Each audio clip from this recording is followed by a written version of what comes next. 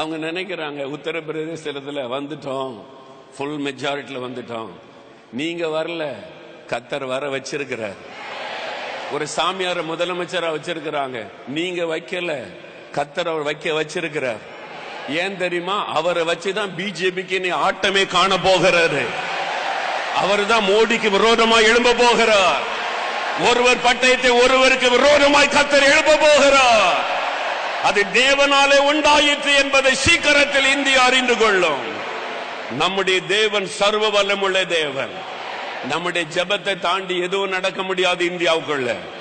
ஆனா நாம் ஜெபிக்கணும், இன்னும் வைராக்கியமா நம்ம ஜெபிக்கணும். எல்லாம் முழங்கால் படியிடுங்க, நெடுமுழங்கால் படியிடணும், உட்கார்ந்து இருக்கப்படாது. எல்லாரும் வயசானவங்க வியாதிப்பட்டவங்க மட்டும் உட்கார்ந்து எல்லாம் நெடுமுழங்கால் படியிடுங்க. சேர்ல இருக்கிறவங்க கூட எழும்பி நின்று கொள்ளுங்க. ஒன்னு முழங்கால் படியிடணும் அல்லது எழும்பி நிக்கணும். சேர்ல இருந்தா கூட எல்லாரும் சில நிமிட நேரம் முழங்கால நிக்க போகிறோம். வலிக்கும், வலிக்கட்டும். ஒரு தியாகம் பண்ணி ஜெபிக்கணும். எல்லாம் முழங்கால் படியிடுங்க. இந்தியா நமக்கு முக்கியம். நம் தேசம் ஆசீர்வதிக்கப்படணும், நம் தேச மக்கள் ஆசீர்வதிக்கப்படணும். அதற்கு தடையாக எதுவும் வரக்கூடாது. நம்ம கருத்தாக அதற்காக ஜெபிக்க வேண்டும். இன்றைக்கு அரசாங்கம் கொண்டு வருகிற சில திட்டங்கள் வியாபாரிகளை, கோடிக்கணக்கான வியாபாரிகளை பாதிக்கிற திட்டங்கள், விவசாயிகளை பாதிக்கிற திட்டங்கள், நிறைய பாதிப்புகளை கொண்டு வர அவங்களை அறியாமலேயே செய்து கொண்டிருக்கிறார்கள். அதையெல்லாம் கர்த்தர் தடுத்து நிறுத்த வேண்டும். நம்முடைய பிரதமர் மேல கர்த்தருடைய ஆளுகை வர வேண்டும்.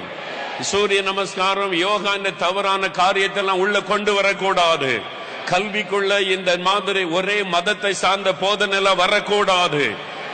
பகவத்கீதை என்ற ஒரே மத போதனை ஸ்கூலுக்குள்ள வரக்கூடாது. எல்லாம் வலதுகரம் உயர்த்தி போராடி, இயேசுவே நீதி செய்கிற தேவனே, இந்தியாவில் உம்முடைய வல்லமை விளங்க பண்ணும். ஜெபிங்க, ஜெபிங்க, ஜெபிங்க. பிரதமருக்காக ஜெபம் பண்ணுங்க, மந்திரி சபைக்காக ஜெபம் பண்ணுங்க, தலைவர்களுக்காக ஜெபம் பண்ணுங்க.